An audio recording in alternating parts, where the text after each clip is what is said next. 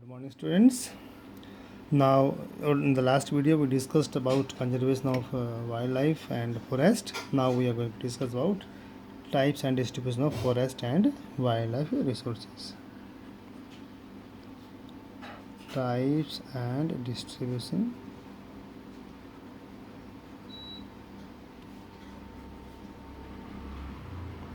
forest and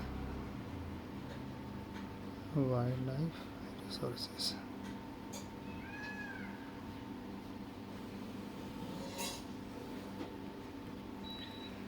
Dear students, you know it very well that if we want to conserve our vast forest and wildlife resources, it is very difficult to manage, control, and regulate because India is a vast country.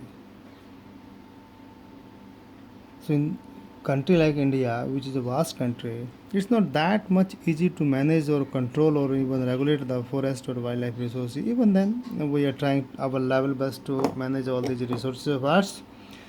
So, Forest Department of India or other government departments, they have classified the forest under three categories.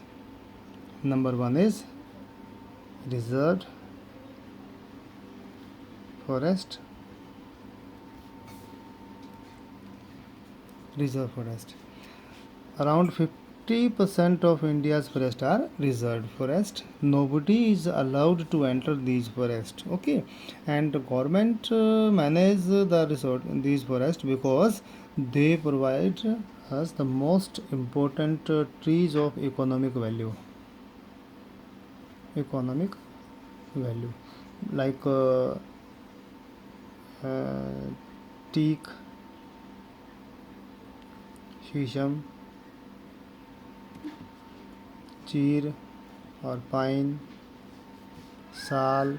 Okay, all these are very important timber trees which provide us wood for furniture. So they have very great economic value. Okay, Madhya Pradesh is leading in this regard. Around 75% of total forest area of total area of the Madhya Pradesh is constituted by reserved forest. Okay, second important forest are protected forest.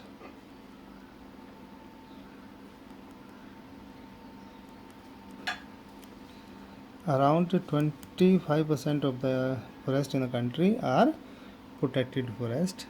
These forests are protected, but local communities are sometimes allowed to enter these forests for the collection of fuel wood or the twigs or the leaves from the forest. And these protected forests also have economic value, but not that much as we have in case of reserved forest. These kind of forests are found basically in Jammu and Kashmir, Andhra Pradesh, J&K, Andhra Pradesh,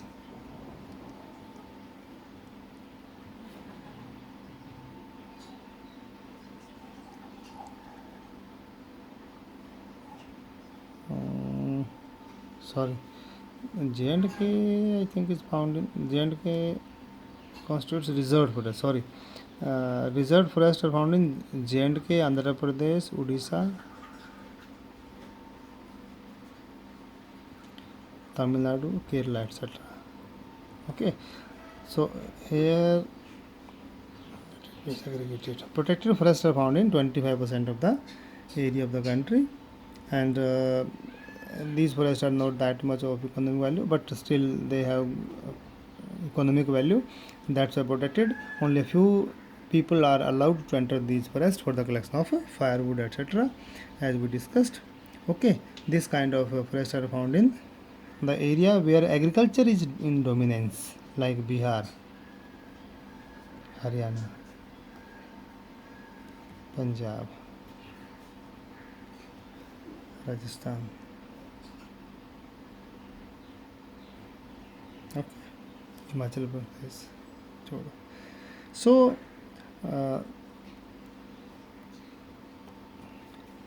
simply it's easy to remember. The areas which are agriculturally rich have protected forest. Okay. Number 3, unclassed forest.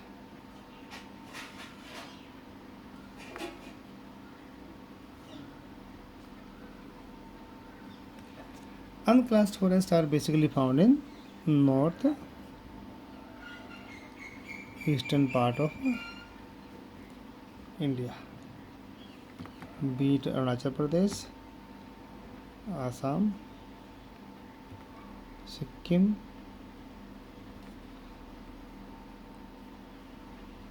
Manipur, Tripura, etc. Okay, so these forests are unclassed, and these forests are maintained or consumed or used by the local communities, especially the tribals. Okay, so government of India has hardly any interference in this kind of forest. Okay, now the next point. So the next point is community and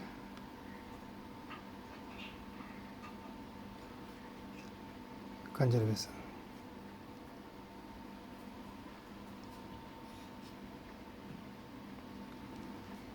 Dear students, this is the last topic of the chapter. Dear students, you know it very well that conservation of the forest or other resources is not a new strategy in our country. It's nothing new. India has been conserving the natural resources since time immemorial. And you see a lot of local communities, they struggle a lot to conserve these habitats these days, even with the government officials. Okay, so like you can quote example over here, Sriska Tiger Reserve, Rajasthan. The villagers have fought against mining by citing the Wildlife Protection Act. In many areas, villagers themselves are protecting habitats and explicitly rejecting government involvement. Like the inhabitants of 5 villages in Alwar district. In Alwar district, Rajasthan, the inhabitants of 5 villages, the inhabitant of 5 villages, they have declared 1200 hectares of forest as Bhairodev Daku Sanctuary.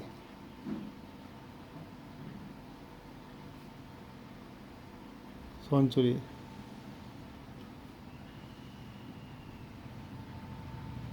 Okay, Bhairodev Daku Sanctuary.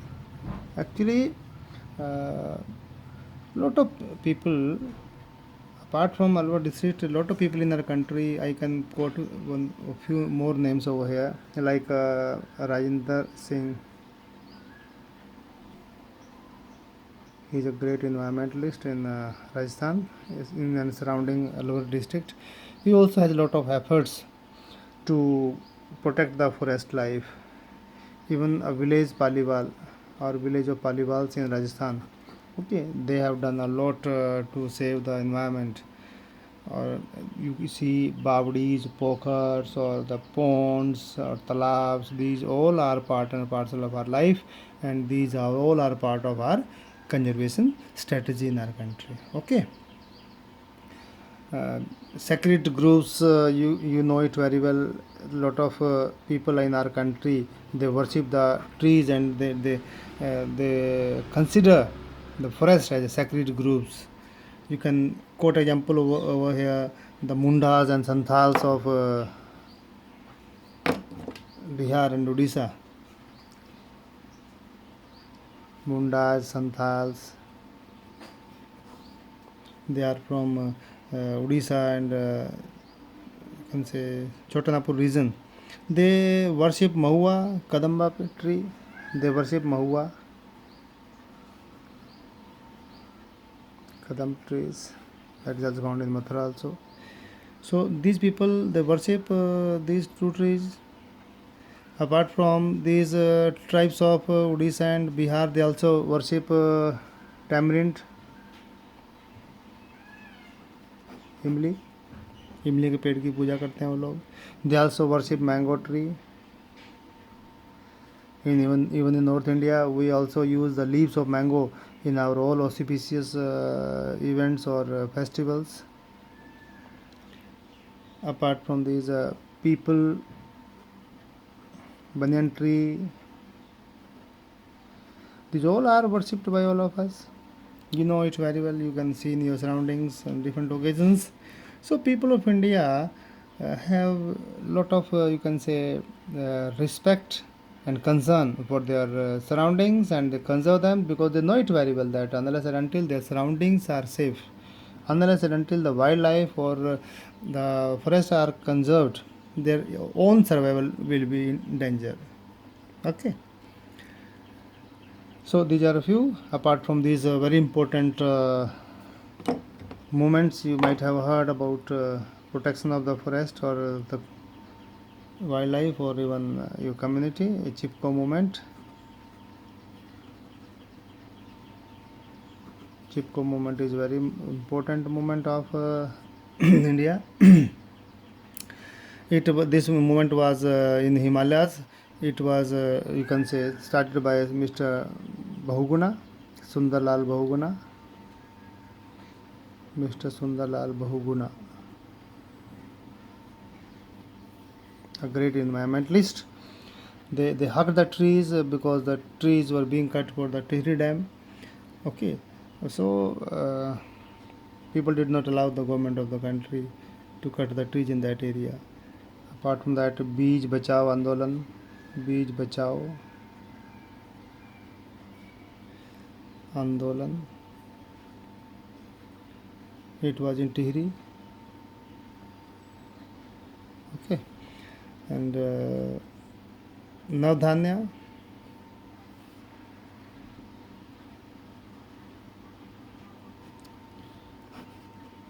Navdhanya means here the people shown concern that you can say crops should be grown by using manures in place of chemical fertilizers.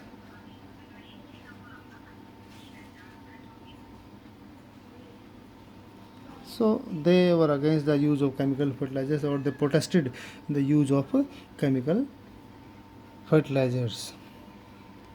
The government of India also has taken a lot of steps. In India, one special program was launched. It was called JFM, or Joint Forest Management.